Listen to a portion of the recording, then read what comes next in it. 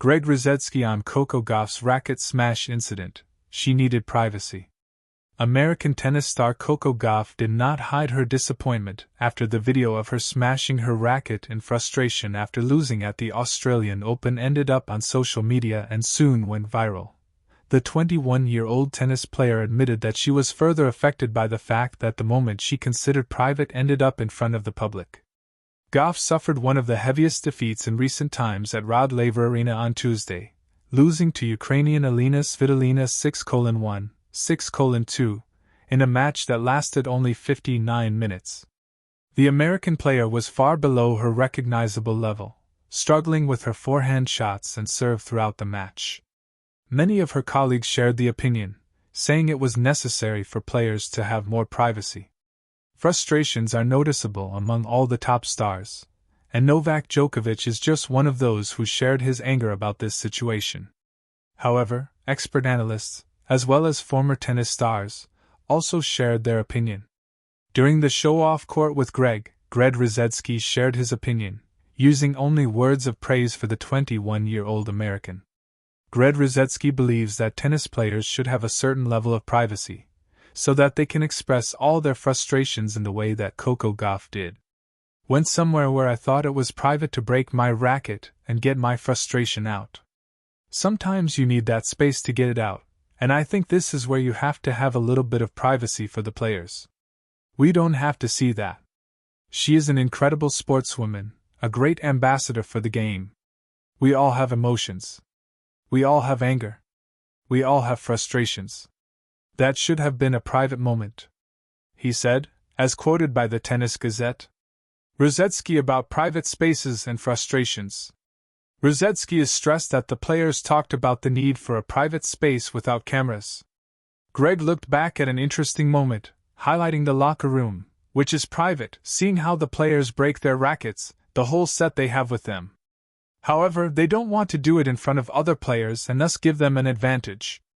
That is why, according to him, it is almost necessary that there is a space where players can express their frustration in peace. A sharp, splintering crack that cut through the low hum of the stadium, louder than the applause, louder than the whispers that always follow a moment of loss. Coco Gauff's racket met the court with the kind of force that carried more than frustration, it carried weight. Expectations. Fatigue. The unbearable pressure of always being composed when your heart is anything but. For a split second, time froze. Cameras zoomed in. Phones came out. Social media leaned forward in its chair. And then Greg Rusedski spoke. She needed privacy. He said later, his words calm but firm, like a hand gently placed between a player and the crowd. It wasn't a defense of the racket smash itself, nor was it a dismissal of professional standards. It was something rarer in modern sports discourse: empathy. Tennis, after all, is a lonely sport. There are no substitutions, no teammates to absorb the moment, no locker room doors to slam shut in the middle of play. When emotion breaks through, it does so in full view of the world.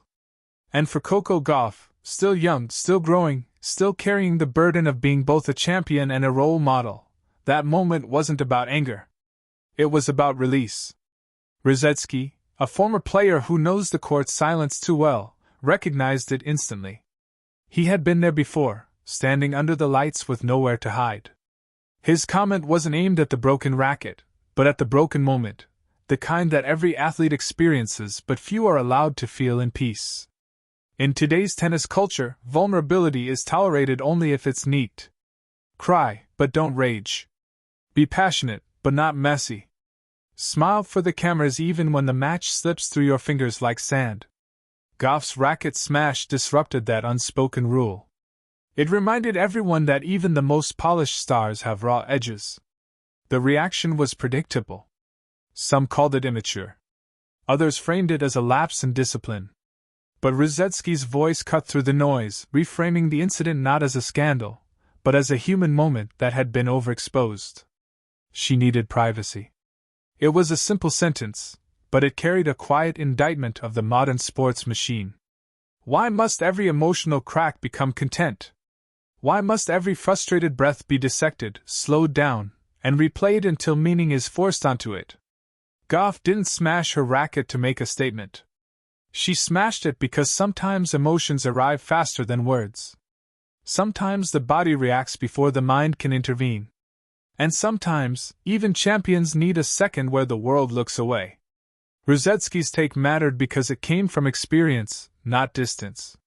He understood that the line between passion and pressure is thin, and that crossing it doesn't make a player weak, it makes them real. His comment was less about excusing behavior and more about protecting humanity in a sport that often demands perfection. There is also something quietly powerful about who Coco Gauff is in this moment of her career. She is not just winning matches, she is carrying narratives. About youth. About race. About leadership. About what the future of tennis should look like. Every reaction she has is magnified, every misstep treated as a lesson she must immediately learn. But growth doesn't happen under a microscope. Privacy, as Rusedski suggested, is not a luxury, it's a necessity. It's the space where players process disappointment, where frustration turns into reflection, where fire is reshaped into focus. Deny that space, and you risk turning emotion into performance rather than progress. In the days after the incident, the racket would be replaced. The scoreline would fade. Another tournament would begin. But the conversation lingered not because of the smash itself, but because of what it revealed about the sport's relationship with emotion. Greg Rusedski didn't ask fans to applaud the outburst. He asked them to understand it.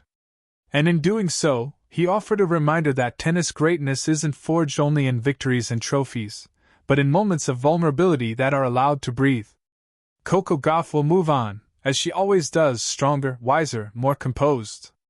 But perhaps, thanks to voices like Rusedski's, the next time a player's frustration spills over, the world might pause before judging. Might step back. Might allow a moment of silence where privacy, not spectacle, takes center stage. Because sometimes, the most compassionate thing you can do for an athlete isn't to analyze their reaction, but to let them have it.